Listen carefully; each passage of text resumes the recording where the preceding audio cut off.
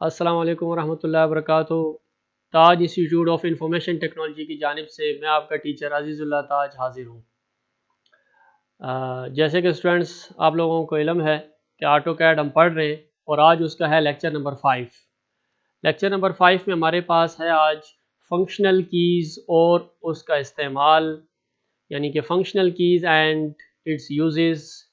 के functional keys जो हैं F1, F2, F3, F4 से लेकर F12 तक ऑटो कैड में इनके क्या क्या फंक्शंस हैं और इनकी यूज़ कहाँ कहाँ पर होते हैं, तो ये आज हम पढ़ेंगे।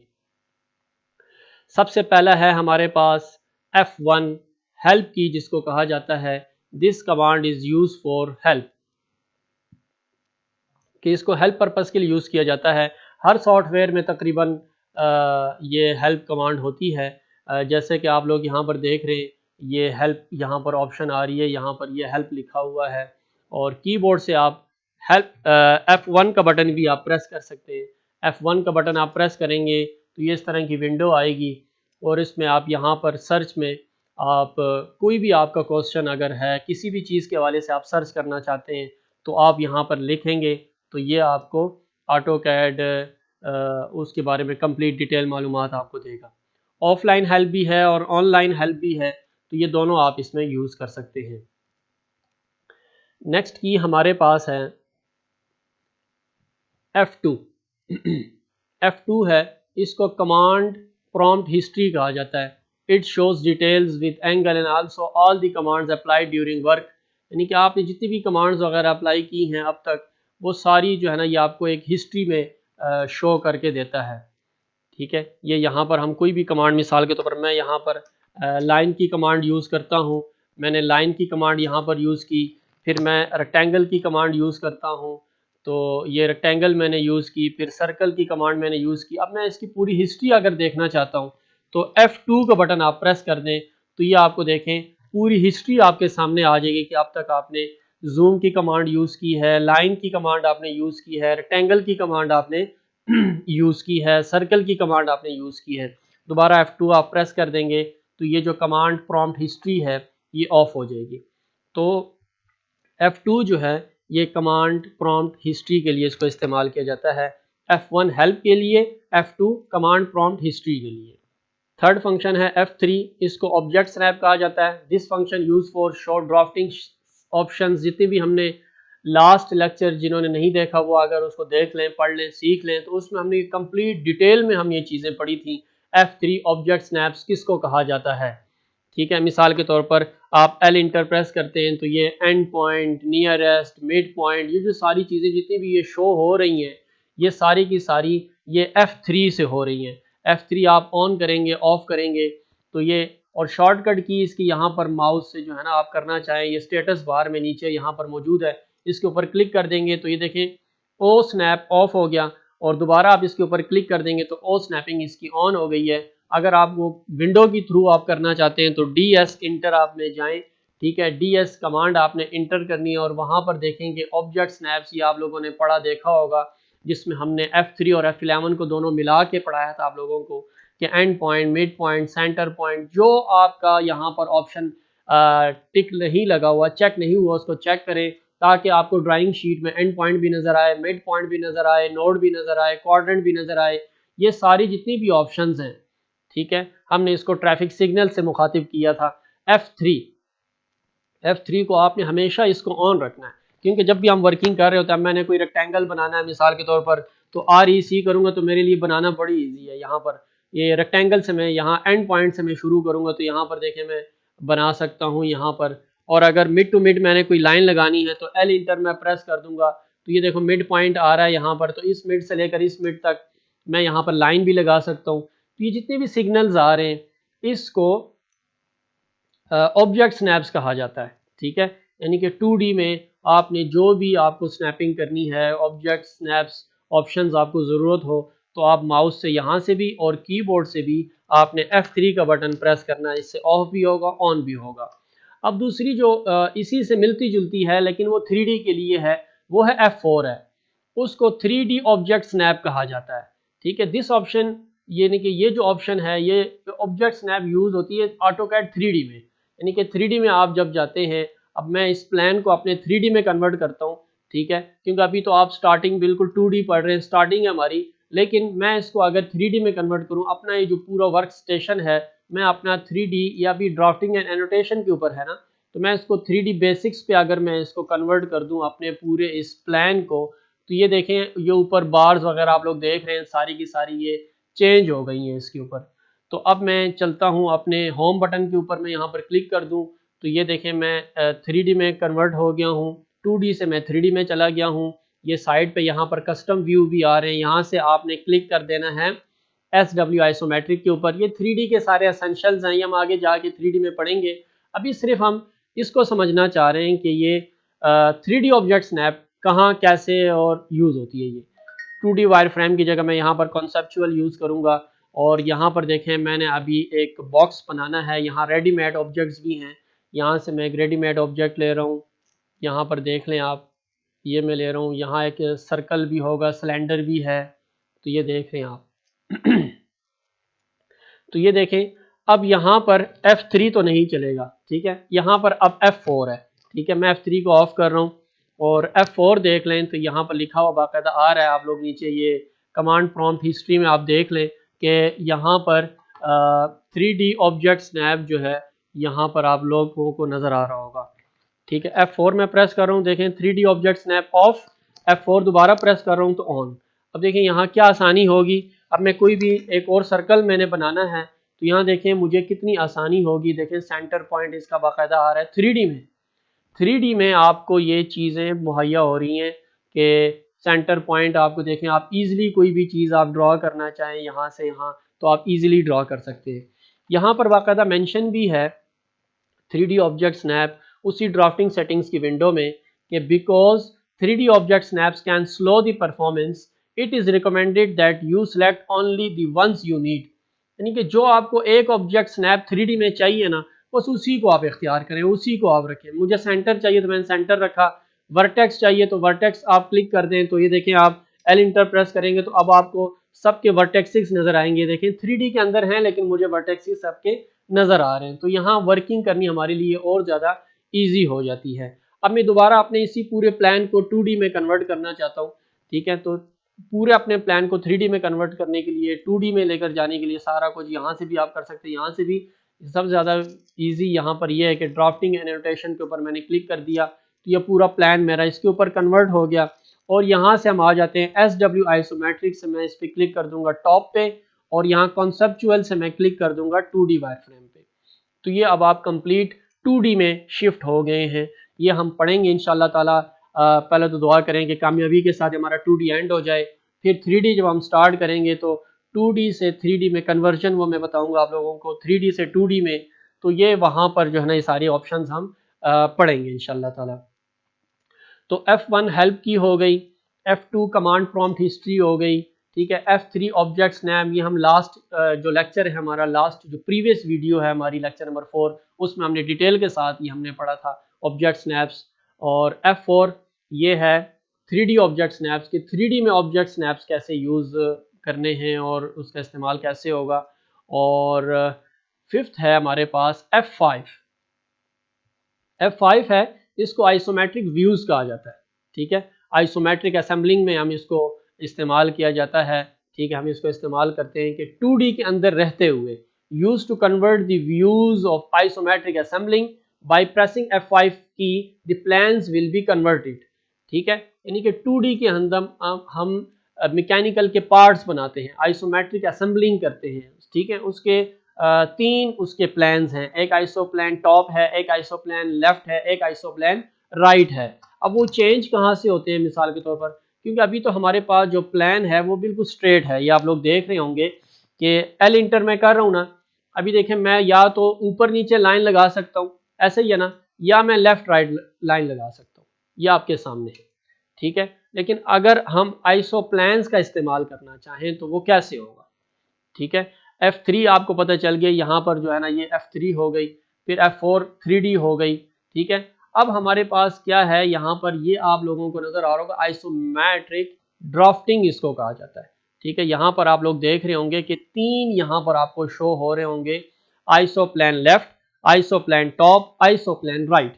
ये शिफ्ट किससे होते हैं? F5 का बटन आप प्रेस करें तो F5 का बटन प्रेस करेंगे तो ये देखें यहाँ पर शो हो रहा है आइसोप्लान लेफ्ट, आइसोप्लान टॉप और दोबारा आइसोप्लान राइट। ये लेकिन ये शिफ्ट नहीं हो रहा, प्लान हमारा शिफ्ट नहीं हो रहा। तो ये कहाँ से होगा? ये DS इंटर में आप लोगों ने जाना है और स्नैप एंड ग्रिड में आप लोगों ने जाना है और इसमें आप लोग यहाँ पर देख रहे होंगे स्नैप टाइप। तो स्नैप टाइप को आपने रेक्टेंगुलर स्नैप से आइसोमेट्रिक स्नैप पे इसको क्या कर देना, आपने कन्वर्ट कर देना आपने। ठीक है, अब देखें मैं ओके करता हूँ। आप लोग पीछे प्लान को देख रहे होंगे कि ये सारे का सारा देखें यहाँ ऐसे शिफ्ट हो गया हुआ है। ठीक है, अब मैं इन सब चीज़ों को अगर डिलीट कर दूँ, प्लान आपको नज़र आ रहा होगा। देखें मैं F5 प्रेस कर रहा हूँ तो ये देखें ये कौन सा प्लान अभी आ गया, यहाँ पर आइसोप्लान लेफ्ट। F5 दोबारा प्रेस कर रहा हूँ, आइसोप्लान टॉप, आइसोप्लान राइट। तो ये देखें आप लोगों को ये प्लान नज़र आ रहे होंगे। देखें मेरा माउस का कर्सर देख लें, ये भी सारा शिफ्ट हो रहा है। ये है आइसोप्लान राइट, आइसोप्लान लेफ्ट, आइसोप्लान टॉप। देखें कोई चीज़ ड्रॉ करते हैं, L इंटर में प्रेस कर रहा हूँ। ठीक है, और आप कोई भी चीज़ देखें आप ड्रॉ करेंगे तो ऐसे ऐसे और ऐसे ऐसे ड्रॉ कर सकते हैं। ये देख लें आप, F8 ऑर्थो यहाँ पर ऑन रखना है। ठीक है, उसको ऑफ नहीं करना आपने। तो इसको आप ऑन रखेंगे तो ये देखें आप ऐसे ऐसे मूव कर सकते हैं और ऐसे।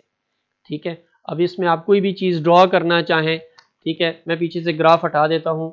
मैंने पीछे से ग्राफ हटा दिया, F7 ग्रिड को मैंने हटा दिया। आप देखें L इंटर में प्रेस कर रहा हूँ तो देखो हमारे लिए यहाँ पर वर्किंग करनी कितनी ईजी हो जाती है कि आइसोमेट्रिक के कोई भी पार्ट्स असेंबल हम करना चाहें, कोई बनाना चाहें, ड्राफ्टिंग करना चाहें तो मैं यहाँ पर देखें 50।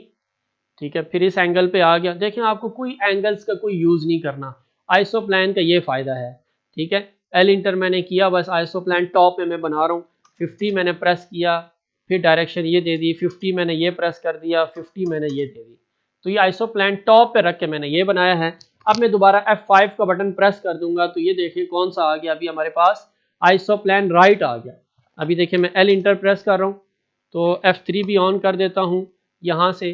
तो यहाँ से भी 50 का आप बना दें, यहाँ भी 50 बना दें और यहाँ पर भी आप 50 बना दें। ठीक है, तो 50 50 50 देखें आइसोप्लान राइट पे भी बन गया। अब मैं F5 का बटन प्रेस कर दूंगा तो ये लेफ्ट हो जाएगा और L इंटर प्रेस करके देखिए यहाँ पर 50 मैंने ऐसे बना दी और 50 मैंने ऐसे कर दिया। तो देखिए आप क्यूब हो गए, आइसोमेट्रिक के जितने पार्ट्स हो गए, रेडियल्स हो गए, सेंटर हो गए, पार्ट्स हो गए, कार पार्ट्स हो गए, जितने भी हो गए, बुश हो गए, नट बोल्ट हो गए, जितनी भी चीज़ें हो गई वो आगे जाके हम इंशाल्लाह आइसोमेट्रिक असेंबलिंग में हम बनाएंगे। उसमें हम इसको डिटेल में हम मज़ीद जाएंगे। अभी हमने यहाँ पर यह समझना है कि F5 का जो बटन है वो ऑटोकैड में कैसे यूज़ होती है और उसके कितने इस्तेमाल हैं और उसके कितने व्यूज़ हैं। तो 3 व्यूज़ आपने देख लिए। अब दोबारा इसको मैंने स्टैंडर्ड पे लेकर आना हो, रेक्टेंगुलर स्नैप पर इसको लेकर आना हो तो क्या करना है, DS में जाना है आप लोगों ने, स्नैप एंड ग्रिड में जाना है आप लोगों ने और यहाँ पर रेक्टेंगुलर स्नैप के ऊपर आपने क्लिक करना है। तो ये दोबारा से आपका ये स्नैप जो है वो स्टैंडर्डाइज के ऊपर शिफ्ट हो गया है। तो ये वाली ऑप्शन थी हमारी F5 आइसोमेट्रिक से रिलेटेड और इसकी ऑप्शन यहाँ नीचे यहाँ पर मौजूद है। ठीक है, F5 से भी आप चेंज कर सकते हैं, बाय माउस आप करना चाहें तो यहाँ से आप कर सकते हैं। नेक्स्ट हमारे पास बहुत ही ज़्यादा इंटरेस्टिंग F6 है। इसको कहा जाता है dynamic UCS। It uses in 3D and we can easily draw any object on any surface और फेस। कि किसी भी सरफेस और किसी भी फेस के ऊपर आप कोई भी ऑब्जेक्ट जल्दी से बना सकते हैं। ठीक है, तो चले देखते हैं इसको, लेकिन इसके लिए भी हमें 3D में जाना होगा। तो जल्दी से 3D में जाते हैं जी, यहाँ से हम जल्दी से 3D में जाते हैं। यहाँ से मैं इसको 3D बेसिक के ऊपर दोबारा मैं कन्वर्ट कर रहा हूँ स्टूडेंट्स। ठीक है, और जल्दी से इसको दोबारा से हम टॉप की जगह मैं इसको कर दूँ आइसोमेट्रिक, 2D वाई फ्रेम की जगह मैं कंसेप्चुअल कर दूँ। अब देखिए मैं यहाँ से बॉक्स बना रहा हूँ, ये देखिए मैं बॉक्स बना रहा हूँ यहाँ पर, ये मैंने देखे एक बॉक्स बनाया ना यहाँ पर। ठीक है, अब अगर मैं दूसरा बॉक्स बनाता हूँ यहाँ पर, ठीक है, यहाँ बनाता हूँ, यहाँ बनाता हूँ, कहीं पर भी बनाता हूँ। अभी देखते हैं ज़रा F6 पहले ऑन है कि ऑफ है। F6 मैंने किया तो देखें यहाँ पर आ रहा है डायनेमिक UCS ऑफ, अभी ऑफ है, ऑफ करके रखते हैं फिर देखते हैं। मैं यहाँ से एक बॉक्स बना रहा हूँ तो देखें मैं बॉक्स बना रहा हूँ तो यहाँ वैसे ही बन रहा है।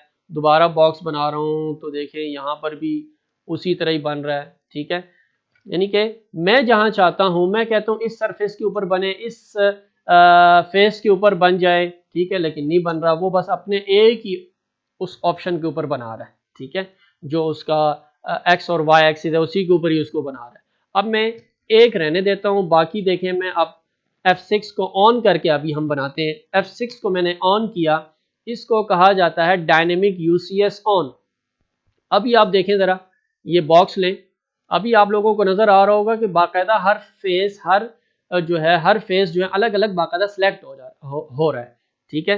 अब देखिए मैंने बॉक्स लिया हुआ है ना, यहाँ पर ये ब्लू हो रहा है, ये ब्लू हो रहा है, ये ब्लू हो रहा है। इस फेस के ऊपर आप कुछ चीज़ ड्रॉ करना चाहते हैं तो देखो कितना ईजी हो जाता है। ये देखें ज़रा, नज़र आ रहा है आप लोगों को, ये देख लें जी, दोबारा देख लें F5। अब मैं इसके ऊपर जा रहा हूँ, देखो मैं इसके ऊपर कोई चीज़ ड्रॉ कर रहा हूँ, ये देखें मैंने इधर से इधर ड्रॉ कर लिया। अब दोबारा मैंने बॉक्स ले लिया, जूम कर लें, इस सरफेस के ऊपर आ जाए, ठीक है, इस फेस के ऊपर आ जाए, और यहाँ से मैं कोई चीज़ यहाँ से देखें तो कोई भी चीज़ आप डायरेक्टली बहुत जेंटली आप कोई चीज़ बना सकते हैं, और ये बहुत ज़्यादा जो है ना हमारे लिए काम आसान कर देता है F6। अभी देखें मैं F6 ऑफ कर रहा हूँ तो देखें मैं यहाँ पर कोई चीज़ ड्रॉ करना चाहता हूँ लेकिन ये नहीं बन रहा, ये अपने उसी एक ही सरफेस के ऊपर बना रहा है। तो ये बहुत ही इंपॉर्टेंट ऑप्शन है F6, ठीक है। ये क्या करता है कि किसी भी फेस के ऊपर आप डायरेक्टली कोई भी चीज़ जल्दी से बना सकते हैं। अब दोबारा से इसको, क्योंकि आप लोग भी प्रैक्टिस करोगे तो उस दौरान भी आपको ये चीज़ें करनी पड़ेंगी, 3D से 2D, 2D से 3D। तो अब देखें, अब 2D में दोबारा जाना है तो क्या करना है, यहाँ से जाके ड्राफ्टिंग एंड एनोटेशन के ऊपर मैंने क्लिक कर दिया, और आप लोगों ने यहाँ पर क्या करना है कि SW आइसोमेट्रिक पे क्या करना है, आपने टॉप सेलेक्ट कर लेना है, और कॉन्सेप्चुअल की जगह आपने क्लिक कर देना है 2D वायर फ्रेम पे। तो ये देख लें स्टूडेंट, और Z इंटर, A इंटर कर दें, E inter, all double inter कर दें, सारा कुछ डिलीट करना है तो ये सारा कुछ मैंने डिलीट कर दिया, ठीक है। तो F6 आपकी हो गई डायनेमिक इनपुट्स, और इसके लिए आपको 3D में जाना है, ऑब्जेक्ट्स क्रिएट करने हैं, और उसमें हर फेस में से अलग अलग सेलेक्ट होगा। F7 भी हम पढ़ चुके हुए हैं, ग्रिड को ऑन और ऑफ करना। अभी देखिए जो सामने पीछे आपको ग्राफ ग्रिड नज़र आ रही है, तो F7 मैं प्रेस कर दूंगा तो ग्रिड ख़त्म, ठीक है। F7 ग्रिड ऑन, तो ये देखें ग्रिड की ऑप्शन यहाँ पर, ये यहाँ पर मौजूद है, यहाँ से भी आप करेंगे तो ग्रिड ऑन ऑफ यहाँ पर होगी, ठीक है।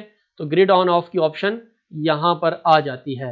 ये डायनेमिक जो जो डायनेमिक्स हैं वो उसकी भी सारी ऑप्शंस यहाँ पर, ये सारी स्टेप बाय स्टेप मैं एंड में आपको बताऊंगा कि सारी इसमें यहाँ से भी आप कर सकते हैं। F7 ग्रिड ऑन ऑफ की दूसरी ऑप्शन कहाँ से हमने पिछले लेक्चर में पढ़ी थी, स्नैप एंड ग्रिड में, देखें F7 इसकी ऑप्शन है, ठीक है। यहाँ से भी आप ऑन ऑफ कर सकते हैं, और इसमें आपने गैप कितना रखना है वो सारी चीज़ें यहाँ पर मेंशन होगी। F8 तो हम शुरू दिन से ही पढ़ते आ रहे हैं जी, कि लाइन स्ट्रेट होती है, अगर ऑर्थो ऑफ है तो लाइन टेढ़ी लगेगी, ठीक है। तो ये देख लें जी, F8 ortho of, ortho of है तो L इंटर करके आपकी लाइनें टेढ़ी मेढ़ी लगेंगी, ये देखें आप, ठीक है, टेढ़ी लगा रहे हैं आप। तो मैं F8 को ऑन कर देता हूँ, यहाँ पर देखें ऑर्थो ऑन, तो L इंटर करके तो देखें आप लाइनें आपकी स्ट्रेट सीधी लगेंगी। कोई दीवारें आप बनाना चाहें, कुछ भी हम जब प्लान मेकिंग करेंगे तो उसमें हम इसका इस्तेमाल करेंगे। ऑर्थो तो आपको शुरू दिन से ही पता है, पहले लेक्चर में भी ये चीज़ें, दूसरे लेक्चर में भी हमने पढ़ी थी, और ये सारा कुछ हम डे बाय डे हम पढ़ते आ रहे हैं। ऑर्थो तो बहुत यूजेबल कमांड है, ठीक है। अब ये अगली है F9, इसको कहा जाता है स्नैप। ये स्नैप और ये ग्रिड, इन दोनों, ये दोनों आपस में ना इकट्ठी चीज़ें यूज़ होती हैं, क्योंकि ग्राफ के ऊपर उसने यूज़ होना है, और स्नैप जो है वो पॉइंट टू पॉइंट जो उसकी हरकत है वो चीज़ है, ठीक है। अब देखें मैं सब कुछ ये डिलीट करता हूँ, तो ई इंटर, ऑल डबल इंटर करता हूँ, जेड इंटर, ए इंटर करता हूँ, तो आप लोगों ने देखा होगा DS के अंदर हमने एक चीज़ पढ़ी थी स्नैप।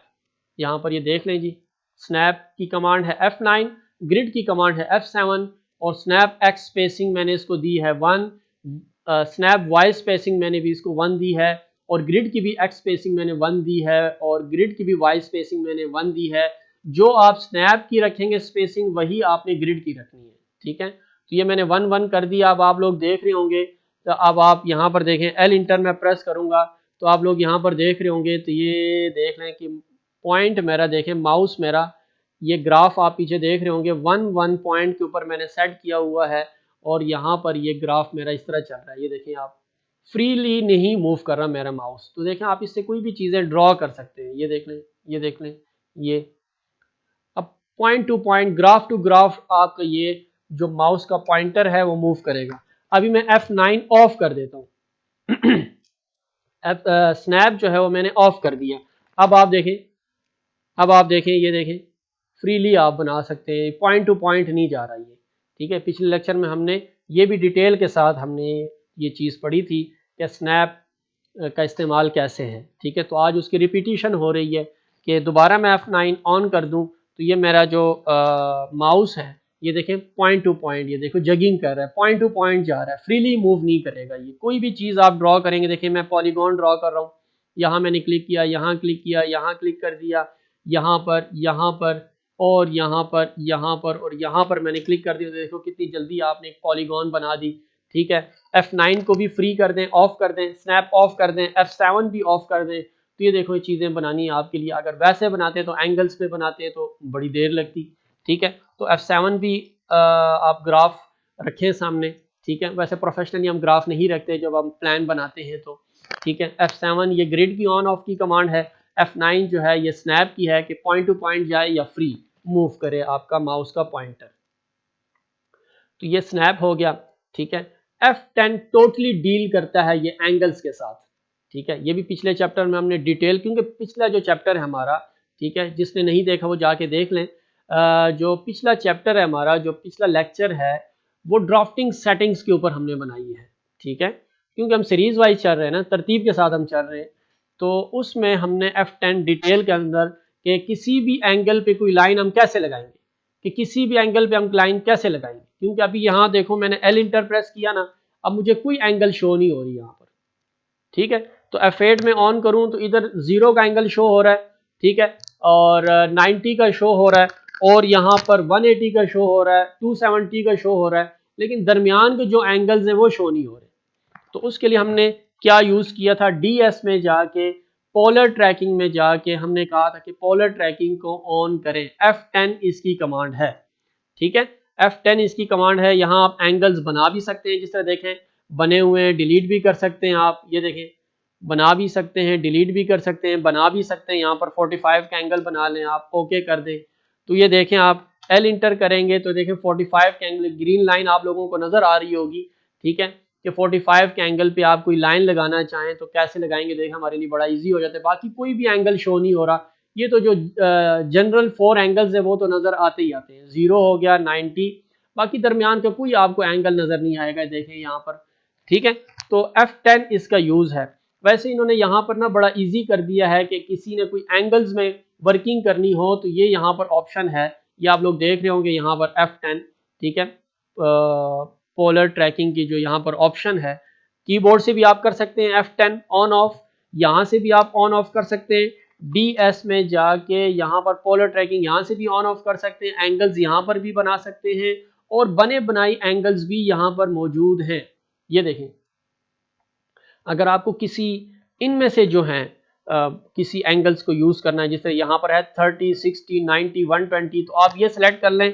अब आप देखें L इंटर किया ना, तो देखो पहला एंगल आ रहा है 30 पे, दूसरा देखें ये 45, ठीक है, 60 और यहाँ पर 90, ठीक है, 120, ये 45 वो था जो मैंने बनाया हुआ था। ठीक है, तो ये देखें ये यहाँ पर ना उस हिसाब से सारा चल रहा है, 210, ठीक है, 240, तो ये वाले एंगल्स आपको चाहिए। अगर आप कहते नहीं मुझे दूसरे वाले एंगल्स चाहिए, कौन से वाले, ठीक है, 18, 36 और ये वाले चाहिए, तो देखो इसके ऊपर टिक लग जाएगा। ठीक है, 18, 36, 45। अब देखें ज़रा, F10 ऑन है तो L इंटर मैंने प्रेस किया तो देखो पहला एंगल कौन सा आ रहा है यहाँ पर 18 पे, दूसरा आ रहा है 36 पे, तीसरा आ रहा है 45 जो हमने क्रिएट किया हुआ था, फिर 54 आ रहा है, फिर 72 आ रहा है। तो आप यहाँ से भी इसको यूज़ कर सकते हैं। ठीक है, और आप वहाँ से भी इसको यूज़ कर सकते हैं। तो ऑल्दो F10 जो है ये पोलर ट्रैकिंग के लिए हम इसको इस्तेमाल करते हैं। अब आ जाती है बात F11। F11 object snap tracking line use to on और ऑफ ट्रैकिंग लाइन, ये भी बहुत ज़्यादा इंपॉर्टेंट ऑप्शन है हमारे पास। मिसाल के तौर पर आप कोई भी चीज़ ड्रॉ करते हैं तो एक लाइन सी आती है, देखें L इंटर मैंने प्रेस किया ना, तो F11 में अभी ऑफ है। ठीक है, तो ऑन कर दिया मैंने, तो अब आप लोगों को यहाँ पर देखें, कोई भी चीज़ मैं ड्रॉ करता हूँ, एल इंटर मैंने प्रेस किया और यहाँ से मैं यहाँ पर गया, यहाँ पर गया। अब मुझे यहाँ पर ना ये देखें, ये जो ग्रीन लाइन, अब मैं अगर मैं ऐसे ही यहाँ पर आता, वैसे ही यहाँ क्लिक करता, तो मुझे ना पता चलता कि ये लाइन आके कहाँ टच कर रही है यहाँ पर। तो ये ट्रैकिंग लाइन की मदद से जो है ना, ये आप लोगों को शो हो रही है ये वाली लाइन। ठीक है, तो देखो ये कह रहा है कि यहाँ पर क्लिक कर दो, फिर आके यहाँ पर क्लिक कर दो। अगर मिसाल के तौर पर कोई दो लाइनें आके, आपने दो लाइनें ऐसी लगाई हुई हैं, दो लाइनें ऐसी लगाई हुई हैं, अब इसको ज़रा देखते हैं कि ये दो लाइनें आके कहाँ मीट करेंगी। तो ये देखें, एल इंटर किया ना कि आप इसको यहाँ पर लेकर आ रहे हैं और इसको आप यहाँ पर लेकर आएँ, तो देखें ये आपको बताएगा कि ये यहाँ पर, अब मैंने कोई सर्कल बनाना है मिसाल के तौर पर, सी इंटर मैंने प्रेस किया, ये यहाँ पर आ रहा है, ये यहाँ पर आ रहा है, तो ये यहाँ पर मीट कर रहा है और यहाँ से मैं बना रहा हूँ इसको कि इन दोनों का, ये दोनों लाइनें आके जहाँ मीट करेंगी तो सर्कल का वो क्या होगा, सेंटर पॉइंट होगा। तो ये बहुत ही इंपॉर्टेंट, हम कोई भी चीज़ ड्रॉ करते हैं, मिसाल के तौर पर मैं कोई नया रेक्टेंगल ड्रॉ करता हूँ, एल इंटर, तो मैं इसकी यहाँ पर ना ट्रैकिंग लूँगा यहाँ से। ठीक है, मैंने क्लिक कुछ नहीं किया हुआ और आपने ना क्लिक करना है। ठीक है, तो REC इंटर किया, कोई क्लिक नहीं करना, ताकि मैं जो रेक्टेंगल बनाऊँ उसका टॉप और उसका बॉटम इसके बराबर हो। ठीक है, अभी मैं वैसे बनाऊंगा तो क्या पता वो टॉप एंड बॉटम उसके साथ बराबर ना हो इस रेक्टेंगल के साथ, अगर मैं मिसाल के तौर पर खुद ही बनाऊं। ठीक है, तो ये देखें ऊपर नीचे है, वो ऊपर है ये नीचे है, तो आपने कैसे इसको बनाना है, REC इंटर, तो आपने ट्रैकिंग लेनी है, यहाँ से क्लिक नहीं करना, सिर्फ माउस लेकर जाना है और वापस अपनी इसी लाइन पे आपने आना है। तो ये देखें मैं बना रहा हूँ और आपने यहाँ बॉटम पे भी आके खुद से नहीं क्लिक करना, यहाँ जाना है, आपने ट्रैकिंग लेनी है। ठीक है, और आपको ये निशानदेही कर देगा कि ये इसका टॉप और ये इसका बॉटम दोनों बराबर हो गए। तो ये F11 की वजह से, F11 की मदद से जो है ना, आप ऑब्जेक्ट स्नैप ट्रैकिंग आप उसको ऑन रखेंगे तो आपको कोई भी चीज़ उसके साथ बनाने में, या कोई लाइनें मीट हो रही हैं, या किसी का टॉप कहाँ पर है, सेंटर कहाँ पर है, जितनी भी ऑब्जेक्ट स्नैप्स की जितनी भी ऑप्शंस हैं, वो सारी की सारी आप लोगों को बनाने में ईजी होगी। तो ये ऑब्जेक्ट स्नैप ट्रैकिंग लाइन हो गई। F12 बहुत ही शानदार ऑप्शन है, इसको डायनेमिक इनपुट कहा जाता है। ठीक है, और it helps to draw any object direct with length and angle quickly. कोई भी चीज़ आप बनाना चाहें जल्दी से, अभी देखें मैं एल इंटर कर रहा हूँ ना, तो कोई चीज़ इसके साथ माउस के साथ नहीं आ रही। ठीक है, कोई भी चीज़ होगी फिर आपको साथ ही नीचे खुद ही नीचे यहाँ पर लेंथ आपको देनी पड़ेगी, यानी कि 100 इसकी लेंथ हो गई, ये हो गया, वो हो गया, एंगल आपको खुद शो देनी पड़ेगी। तो आपने F12 प्रेस करना है। ठीक है, इसको कहा जाता है डायनेमिक इनपुट, ये यहाँ पर ये ऑप्शन है, प्लस की ऑप्शन है। ठीक है, अब आप देखें जब भी हम माउस यूज़ करते हैं तो आप लोग देख रहे होंगे कि ये देखें माउस के साथ ये ऑप्शन आ रही है, ये देखें ना, माउस के साथ बाकायदा हर ऑप्शन आ रही है, एक्स एक्सिस, वाई एक्सिस, ये वो। अब मैं एल इंटर प्रेस करता हूँ यहाँ पर, ये देखें ये आपको बाकायदा दोनों चीज़ें यहाँ पर मेंशन हो रही है कि कितनी लेंथ की आपने लाइन लगानी है। मैं यहाँ पर लेंथ इसको बता देता हूँ 5, ये देखें। ठीक है, एल इंटर आपने प्रेस करना है, यहाँ मैंने क्लिक किया और आपको कितनी लेंथ की लाइन चाहिए, यहाँ पर मैं इसको 5 बता दूँ। ये जो आपको यहाँ पर ब्लू कलर में जो शो हो रही है ना वैल्यू, जिसमें चेंज हो रही है, अभी देखें 6.1 आया हुआ है यहाँ पर, तो मुझे यहाँ पर 5 मिलीमीटर की लाइन चाहिए। तो यहाँ पर आपने 5 लिखना, इंटर नहीं प्रेस करना, 5 लिखना है, फिर आपने कीबोर्ड से टैब का बटन प्रेस करना है और इसको यहाँ पर एंगल भी साथ ही दे देनी है 45, और तब आपने इंटर क्लिक कर देना है, फिर इंटर क्लिक कर देना है। तो अब आप देखो आपको कितनी जेंटली एक चीज़ बनाने में आसानी होगी। ये भी हमने पिछले चैप्टर में हमने पिछले लेक्चर में हमने ये चीज़ पढ़ी है। ठीक है, ड्राफ्टिंग सेटिंग्स की पूरी हमने विंडो में हमने object snap tracking, polar tracking, snap and grid, ये सारी चीज़ें हमने डिटेल के साथ पढ़ी है। ठीक है, तो जो न्यू कमर हैं, जो इस वीडियो को फर्स्ट टाइम देख रहे हैं, वो मैं लिंक भी खैर दे देता हूँ।